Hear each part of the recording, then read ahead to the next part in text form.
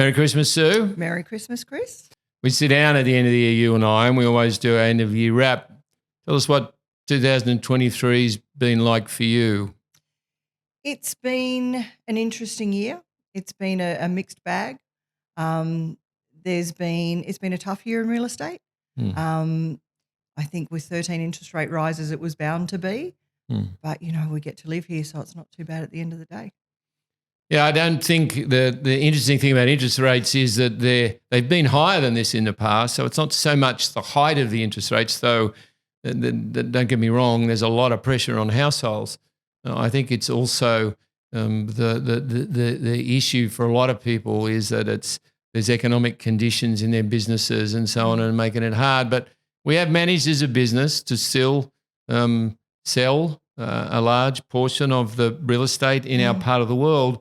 Where are most of the people come from this year, Sue, that in your team that you've sold property to? It's shifted just slightly. They're still overwhelmingly over half local. Melbourne has increased from about 8% to 11%. Yep. Sydney's decreased from about 29% down to 21%. Always hard to tell with shifting homes, people moving here to rent before they buy. But, yeah, mild shifts, but nothing exaggerated. Overseas has remained the same. It's about 1.5% expats, countries like Singapore, US and France. Yeah, those figures stay pretty steady over the years. We haven't had too many natural disasters, so weather-wise we've been pretty good. What's 2024 look like it's going to be to you? Much of the same, or can you feel some changes? I can feel some changes because I feel like I know that before that last interest rate rise on the 7th of November, the market was definitely gaining momentum. There's buyers out there, and that's the difference between now and the GFC when the market was slow. Is the GFC, we couldn't find buyers no matter what the price. There are buyers poised and waiting when they feel conditions are right for them to purchase. So my gut feeling is if we do get an interest rate rise in Feb, it'll only take a couple of pauses in interest rates again to see that momentum, because I know the buyers are contacting us. They're out there waiting. I think it's going to be much better year next year.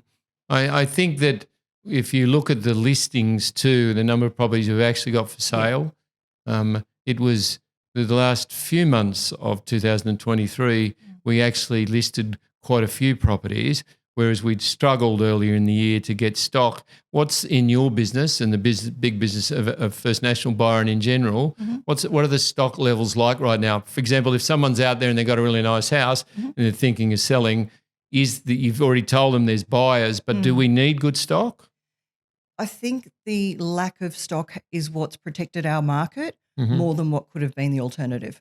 So there hasn't been an oversupply. It's certainly well supplied compared to the COVID market, but there's definitely room for good stock out there for the buyers who are waiting. What are the biggest challenges for sellers at the moment out in the marketplace? If someone's thinking of selling and coming on in market in 2024, what are their challenges they'll face? Buyers are way less urgent. Sometimes a buyer can disappear for a week and then pop up again and say, oh, yeah, I'm still interested, whereas that would never happen in the COVID market. They would be too scared of missing out.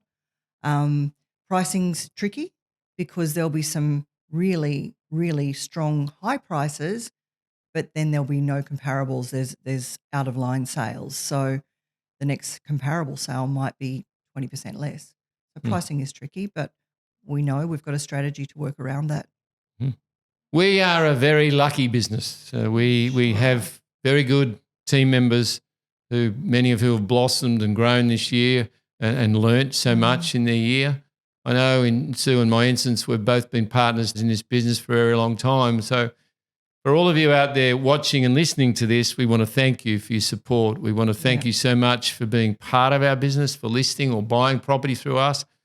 Or being involved with us over the years. Sue, you've got anything you want to say to? Yeah, I think year after year, our referral business is really growing, and I can't say how grateful we are for that. It's it's testament to what good people we've got here who work really hard to make sure our clients and customers are happy.